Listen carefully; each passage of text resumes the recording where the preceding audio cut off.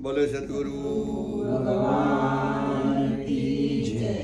रामचंद्र भगवान की जय।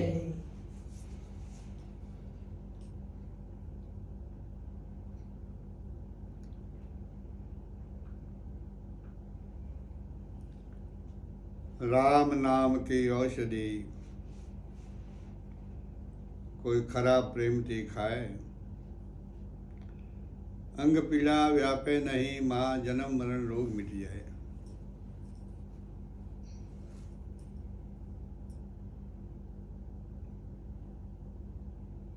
શ્રીમદ રાજચંદ્ર લખે છે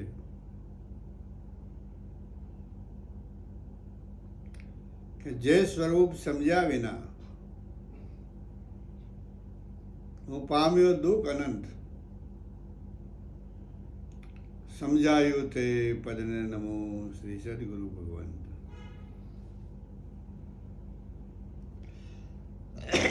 આપણી આ પુણ્યશાળી ભૂમિના અંદર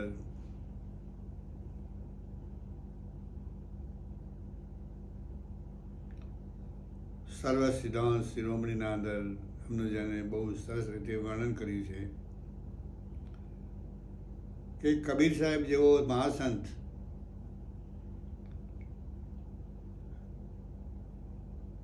આ ધરતી ઉપર થવો બહુ દુર્લભ છે.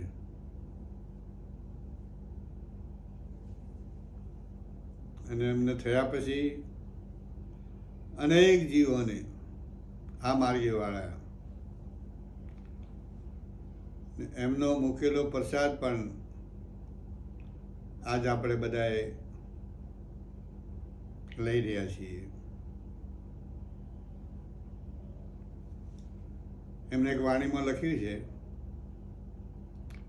કે જરા તુમ દેખો ને લોગો નામે નદિયા ડૂબી જાય. હે જગતના આત્માઓ, નાવ તો નદીમાં ડૂબે છે, પણ મેં એક એવું કૌતુક જોયું કે નદી નામમાં ડૂબતી જોઈ. જરા તુમ દેખો ને લોગો નામ મેં નદિયા ડૂબી જાય. ઘડા ન ડૂબે, ઘડી ન ડૂબે, હાથી મિલ મિલ નાય. ઘડો ડૂબે નહીં, ઘડી ડૂબે નહીં, અને હાથી છે મળી મળીને નાય છે અંદર. કોટ કાંગરે પાણી ચડિયા, કીડીઓ પ્યાસી જાય. જરા તુમ દેખો ને લોગો નામ મેં નદિયા ડૂબી જાય. બે કિનારે પાણી ફૂલ વહી રહી છે, પણ કીડીઓ પ્યાસી પ્યાસી જાય છે.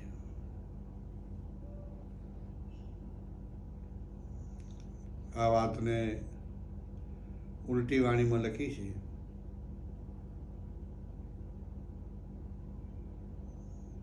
કે જરા તુમ દેખો ને લોગો નામ મેં નદિયા ડૂબી જાય. નાવ એટલે નાવડું, એમાં નદીઓ ડૂબી જાય. આપણે વિચારીએ કે નામમાં કદી નદી ડૂબે નહીં, પરંતુ જ્યારે સાધક યોગી સદગુરુ દ્વારા સાધન કરે અને એને ધ્યાનની અવસ્થા સમજાવે, ત્યારે ધ્યાનરૂપી નાવના અંદર બધી જ વૃત્તિઓ રૂપી નદીઓ ડૂબી જાય છે. કેટલું સરસ સમજાયું છે કે ધ્યાનરૂપી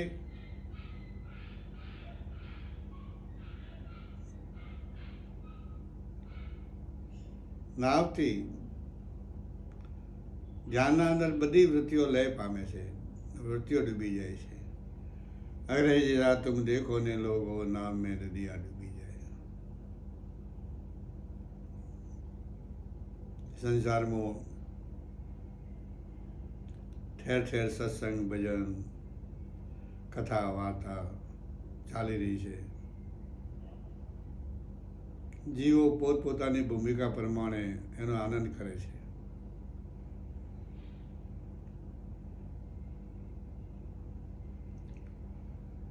બીજી જગ્યા લખ્યું એના પછી કે એક અચंबा मैंने ऐसा देखा,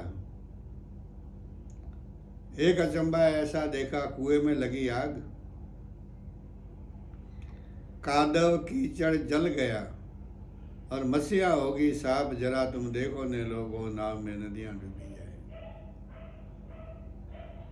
હે જગતના આત્માઓ, એક અચંબો વળી મેં ફરી જોયો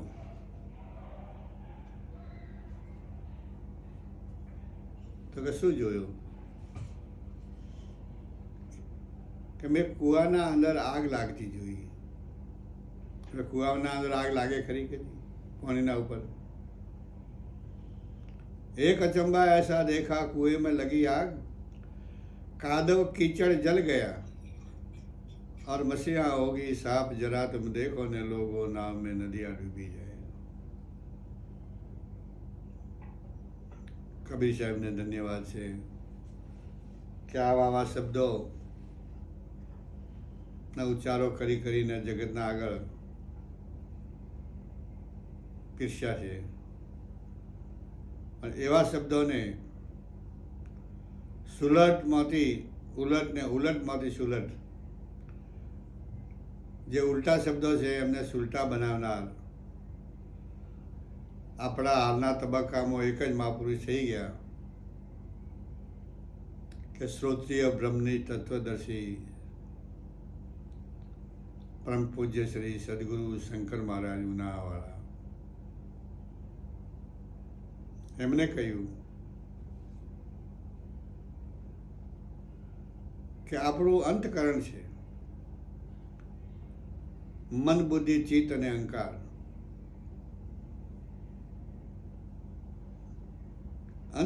અંતકરણ રૂપી કુવામાં જ્ઞાન રૂપી થઈ આગ, જ્ઞાન ભર્યું. કૂડ, કપટ ઇત્યાદિ જે પ્રકૃતિના અવગુણો, એ બધો કાદવ કચરો અને વાસના હો ગઈ સાપ, જરા તુમ દેખો ને લોગો નામ મેં નદિયા ડૂબી જાય. ત્યાં કહ્યું પેલી કડીમાં કે મસીહા હો ગઈ સાપ. કબીર સાહેબે એવું કહ્યું તો કે અંતકરણ રૂપી કુવાના અંદર જ્ઞાન રૂપી આગ લાગે છે ત્યારે બધી જ કૂડ કપટાદી પ્રકૃતિના ગુણધર્મોવાળી વસ્તુઓ બળી અને ખતમ થઈ જાય છે. કૂડ કપટાદી કાદવ કચરો, વાસના હો ગઈ સાપ. હમણાં આપણે વાસના વિશે જ વાત ચાલતી હતી કે વાસનાને બાળવી છે, વાસનાને કાઢવી છે. વાસના એટલે ઈચ્છા.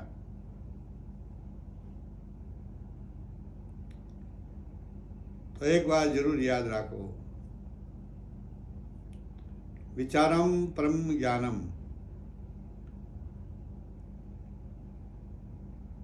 કે વાસનાનો જે વિચાર, એ વિચારનું પરિણામ સારું છે કે બુરું છે. સારું હોય તો શુદ્ધ વાસના છે, અને બુરું આવશે તો અશુદ્ધ છે. અશુદ્ધ વાસનાના વિચાર આપણા મન, બુદ્ધિ, ચિત્ત અને અહંકાર ઉપર આવવા દેવા નહીં. एक अचंबा ऐसा देखा कुएं में लगी आग, कादव कीचड़ जल गया और मसीहा होगी साफ. तो કે અંતકરણ રૂપી કુવામાં જ્ઞાન રૂપી થઈ આગ, કૂડ કપટાદી કાદવ કચરો, વાસના હો ગઈ સાફ.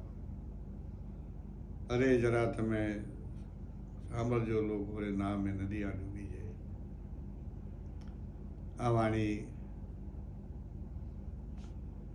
આ ફેરે આપણે ભજન હતા પૂનમના, અરે 11ના લક્ષ્મણપુરા ત્યારે બજપુરાના કાકાએ ગાઈ હતી.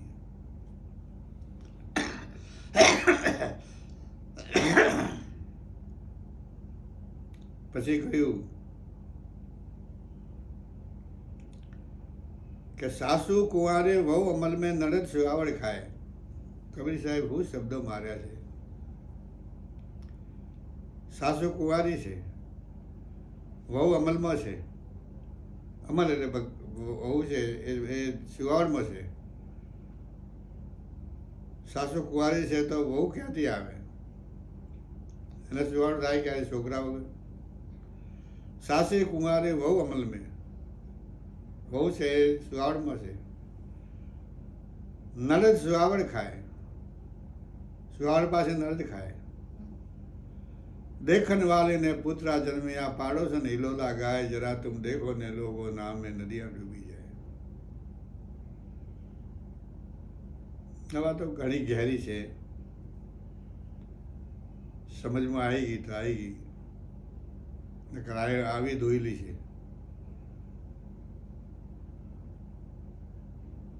આપણને કોક જગ્યાએ આવી વાણીઓ સાંભળવા મળે છે. સાસુ કહેતા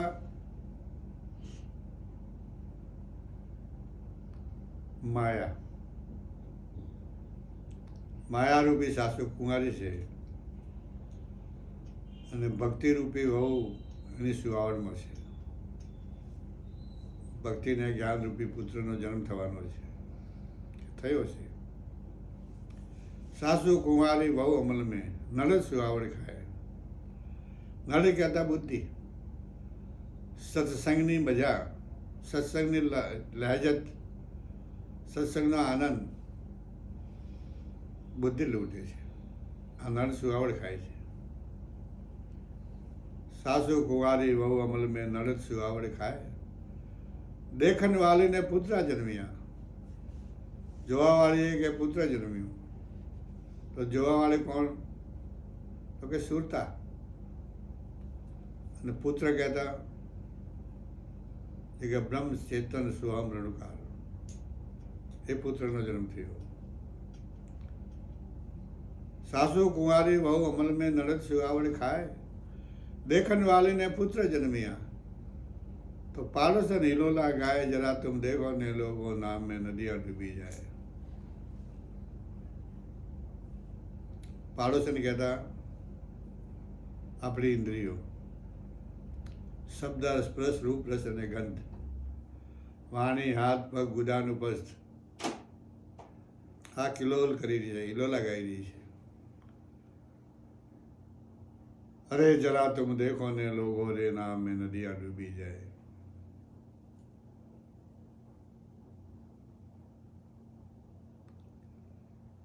कहत कबीरा सुनो मेरे साधु. કબીર સાહેબ કહે છે કે આ મારું જે પદ છે એ પદનો કોઈને ખ્યાલ આવે તેના જન્મ અને મરણ બંને મટી જાય. कहत कबीरा सुनो मेरे साधो, ये पद है निर्वाय, उन पद का कोई करे निवेड़ा. एना जन्म मरण मिट जाए, जरा तुम देखो ने लोगो नाम में नदियां डूबी जाए. આપણે ભજન ગાઈએ છીએ, ઠીક છે, ગાવું એટલે એક આપણું પહેલું પગથિયું છે. પણ જે ગાઈએ છીએ એ ભજનને આપણે સમજી શકીએ છીએ કે કેમ? અને જો સમજમાં નહીં આવતું હોય, સમજી ન શકતા હોઈએ, તો કોઈ પણ સંત સાધુથી આપણે પૂછીએ કે ભાઈ આ ભજનની મને ખબર પડતી નથી, તે મને સમજાવો જરા. ભજન ગાવું, ભજનને સમજવું, સમજ્યા પછી એ જ ભજનનો અનુભવ કરો. આપણી આ કાયા નગરીના અંદર જે ભજન ગવાયું છે એનો અનુભવ કરવો અને ભજનનો સાક્ષાત્કાર કરવો. ભજન ટૂંકું છે પણ એ ભજનનો મહિમા એટલો બધો મોટો છે કે મોટા મોટા સંત સાધુઓ દિમાગ દોડાઈ દોડાઈ દોડાઈ દોડાઈ દોડાઈ દોડાઈને ભરી જાય તો આ વાતનો પત્તો લાગે એવો નથી. પરંતુ આપણા સંસારના અંદર ઘણા મહાપુરુષો એવા છે કે જે અનુભવી પુરુષો, જેણે પોતાના આત્માને જાણ્યો હોય તે, આત્માને જાણ્યા પછી એ સાધક યોગીને ઋતુમ્બરા પ્રજ્ઞા જ્ઞાન થાય છે. ઋતુમ્બરા પ્રજ્ઞા જ્ઞાન એટલે સત્યથી ભરેલું જ્ઞાન અંતકરણના અંદર પ્રગટ થાય છે. અને એવા સાધક યોગીને ગમે તેવું ભજન હોય, સગુણ હોય, નિર્ગુણ હોય, કે ઉલટી સુલટી બાજી હોય, વાણી હોય, તો ફટોફટેરો નિકાલ આવી જાય. ખરો સાધુ અને ખરો સંત એવા ભજનો દ્વારા જ ઓળખાય છે.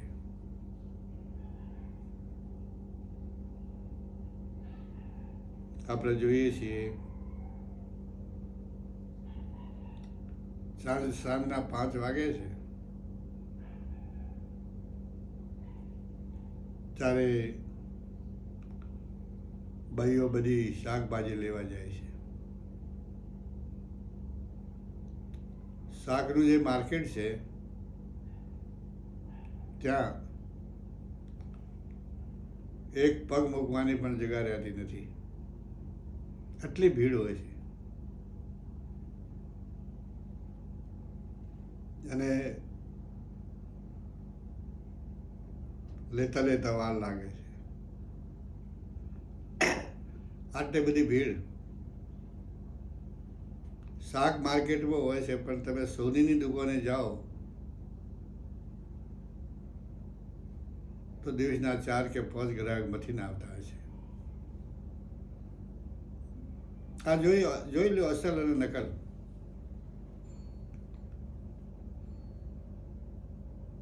અસલ છે એ ગુપ્ત છે, નકલ છે એનો ફુગાવો છે.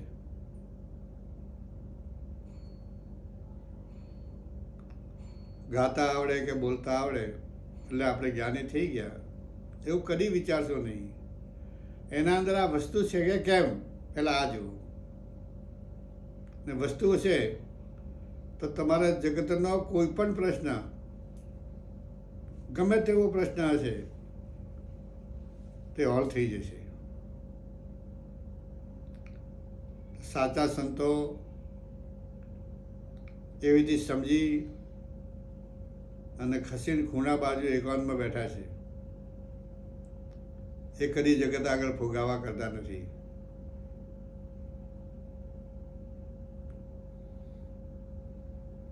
ગંગા સતી પાનભાઈને કહે છે કે હે પાનભાઈ, હું તમને એક વાત કહું છું, તે સાચે સાચી માનજો, અને તમે માનશો તો ભૂલા નહીં પડો. તો કે કહો, શું કહો છો? તો કે અનુભવ જાગ્યા પછી, અનુભવ એટલે આપણા અંદર ચેતન છે, ચેતન ને અનુભૂતિ થયા પછી, અનુભવ જાગ્યા પછી ભટકવું નહીં પાનભાઈ. ભટકવામાં સમય જાય એટલો જો એ અનુભવની મસ્તીમાં જાય તો. અનુભવ જાગ્યા પછી ભટકવું ના પાનભાઈ. ના કરવા મંડપ કે મેળા. એ મંડપ અને મેળા છે એ તો જગતને બતાવવાના છે. એક જાગ્રત સંત હોય ને તો એમના બહુ નહીં તો 2-4 સેવકોને તો જાગ્રત કરે અનુભવની દ્રષ્ટિએ. અને એકે સેવક જો જાગ્રત ન થાય અને કોરા ધાબળ હોય તો ઓદળાને ઓદળો દોરે એવી વાત છે, 2 પડે. એટલે મહાપુરુષે વાર દબાઈ લખ્યું છે કે કોઈ અનુભવી પુરુષની સંગતિ એ આપણે મુક્તિની દાતા છે. બીજી વાત, કે દાદુરામે એમને એક ભજનની કડીમાં કહ્યું કે આ રણુકાર જગની દેખો રચના. હે જગતના આત્માઓ, આ જગત બધું એ રણુકારથી ભરેલું છે. કીડીથી મોડી નાથી સુધી, સંડાલથી મોડી ને બ્રાહ્મણ સુધી,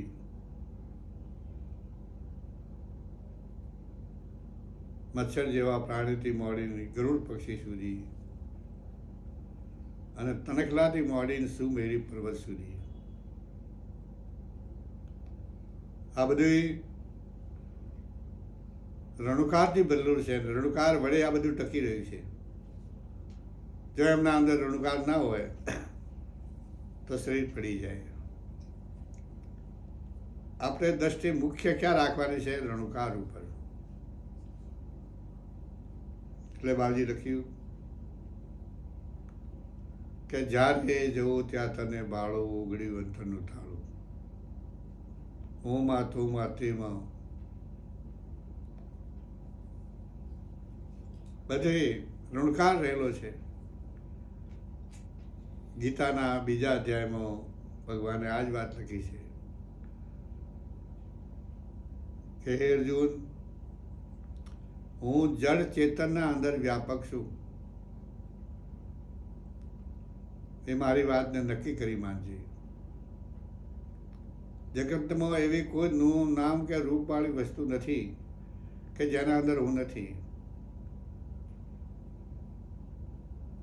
ઘટ ઘટ મેં મારો વાસ, મને કોક વિરલા સમજાણે. અંદર ને બહાર પ્રકાશ, મને કોક વિરલા સમજાણે. ઘટ ઘટમાં વાત છે. આપણી મીઠ, આપણું લક્ષ્ય, આપણી સુરતા હરી ફરી અને ચેતન ઉપર જવી જોઈએ. જેમ એક ભમરો હોય, બધે ફરે છે, બધે ગુંજાર કરતો ફરે છે, પણ આખરે ફૂલ ઉપર આવીને બેસે. મધની માખી મધમાંથી ઉડી અને પાછી મધમાં જ જઈને બેસે છે. એમ આપણી વૃત્તિ, આપણી સુરતા ગમે ત્યાં જાય તો એનું કાર્ય કર્યા પછી એને સીધી આપણા મૂળ ઠીકોણા લાઈન ઠારી દઈએ. પછી તમે જુઓ એની મજા શું આવે છે. આપણે જગતના વાતાવરણમાં ખેંચાઈ જઈએ છીએ, એટલે જેટલી જોઈએ એટલી મજા આપણને આવતી નથી. જગતનું વાતાવરણ તો આપણને ધક્કો મારી નરકમાં ફેંકવા વાળું છે. એ ક્યાંય ગણી લ્યો તમે. કોઈ તમને કીચડમાંથી બહાર કાઢવા વાળો નથી. આ જગત રૂપી કીચડમાં જ ફેંકવા વાળા છે બધા દેહાધ્યાસી. માટે સમજી વિચારી ચેતી અને આપણું આ મનુષ્ય જીવન જીવવા જેવું છે. બોલે સદગુરુ ભગવાન